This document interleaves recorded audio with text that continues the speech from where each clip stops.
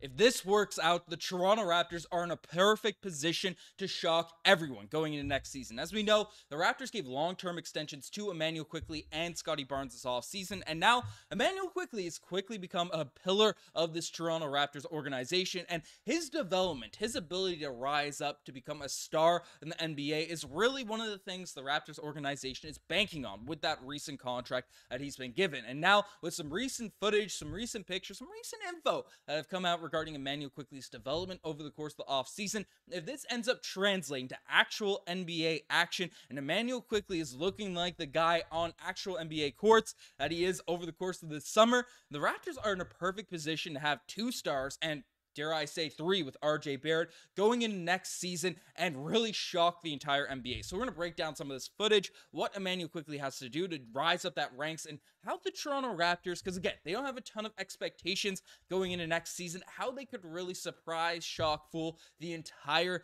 NBA if a couple things really go right, specifically with their guard IQ. So you're not familiar, IQ is the guy that the Toronto Raptors traded last season for OG. And his stats aren't that overwhelming on the entire season. 17 points per game, 4 rebounds, 5 assists, 39% from the three-point line, which is solid. Didn't make a lot of corner threes, and even though 67% of his shots were from behind the three-point line, he's 25 years old and solid on defense, right? IQ is just a quintessential sort of solid point guard in the NBA regarding his stats and regarding his position in the NBA last season. But there's a few things that you have to take into account with Immanuel Quickley, because frankly, he is a guy that is, I don't want to say was held back with the New York Knicks, but he was playing alongside Jalen Brunson, who, is that all-star type of guard, all-NBA type of point guard, and had the sort of Knicks front office all behind him, as he should, right? Jalen Brunson is one of those guys you could debatably call a superstar out there in the NBA. And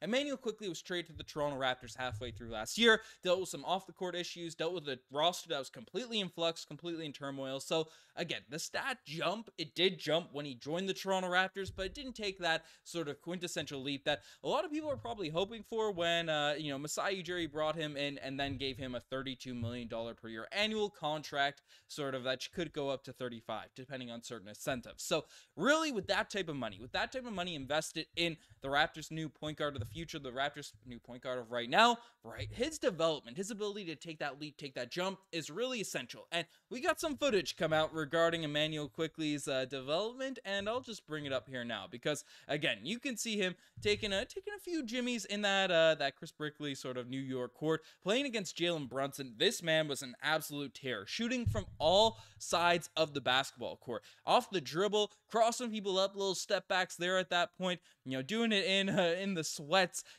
from deep, right? These are deep range threes. We saw Immanuel Quickley's in the 20% from corner threes last season, knocking down those fadeaway quarter threes there at this point. And then look, right, the Jalen Brunson guarding him, clocking him up there, and IQ just able to really drive, get the basket, do his thing there at this point. And this is a scrim against legitimate NBA guys. Again, Jalen Brunson, I already brought up how he is one of the best guards in the entire NBA. So Immanuel Quickley coming out, knocking down some deep threes. Again, the sweats with stuff's been going on. It's something to be encouraged by, and he's been training in New York the entire summer, right? Out there looking pretty cut, looking pretty swole, training with Jaylen Brown, playing some one-on-one with the guy that was the finals MVP over the course of this offseason, and is bigger, is stronger, right, is a small forward, so has that advantage in a game of ones, right, just with the size and strength advantage. And Immanuel Quickley's out here putting in a ton of work, right? He's looking in really, really good shape, looking like he's added some muscle, added some strength in regards to that frame, next season. And as we saw, right, he's able to do a couple things I don't want to say he couldn't do last season, because again, we saw Immanuel Quickley absolutely go on heaters for a stretch of games last year for the Toronto Raptors. But just the ability to knock down threes off the dribble, be able to knock them down from all areas of the court, because again, I'll bring up his stats once more, right?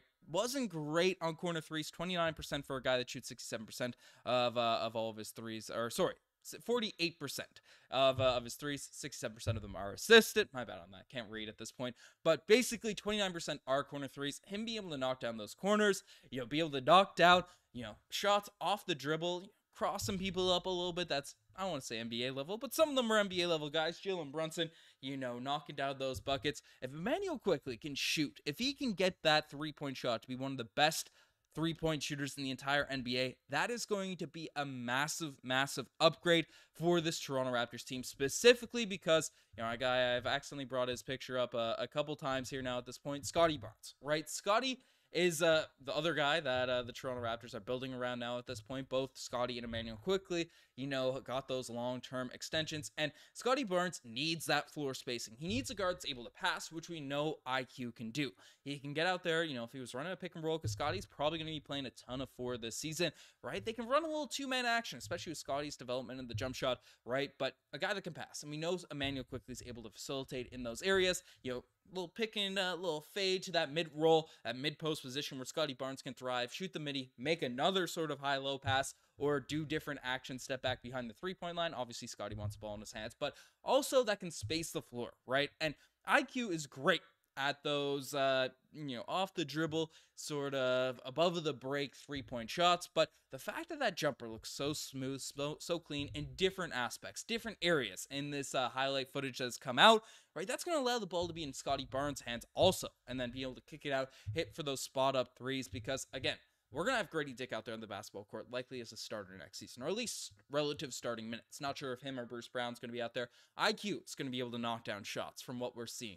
And then RJ Barrett, right, has definitely improved his three-point shots since joining the Toronto Raptors. Our only real floor spacing issue is Jakob Poeltl at the center position. But again, we can slide in Kelly Olynyk there. We have some pieces that can do their things out there from behind the three-point line to play around the Scottie Barnes roster. But if IQ is, I don't want to say, Steph Curry-esque, but, Steph Curry-esque in the regard of being able to knock down shots from wherever out there on the basketball court, right? Dribble pulls, set spot up threes in the corners, above the break, all these different areas, then that's going to unlock really Scottie Barnes' game and the entire roster, right? Two specific all-star caliber players is just going to be an absolute positive for this Toronto Raptors team. And Scottie Barnes last season, right? 20 points, 8 rebounds, 6 assists. It's crazy. Like, that's something that gets overlooked for regarding Scottie Barnes for a ton of NBA fans, right? 6 assists per game for a guy with the ball in his hands. That's crazy money. And he's only 23 years old himself, right? Scottie was able to shoot better on the corners, shoot better from the three-point line just in general last season. But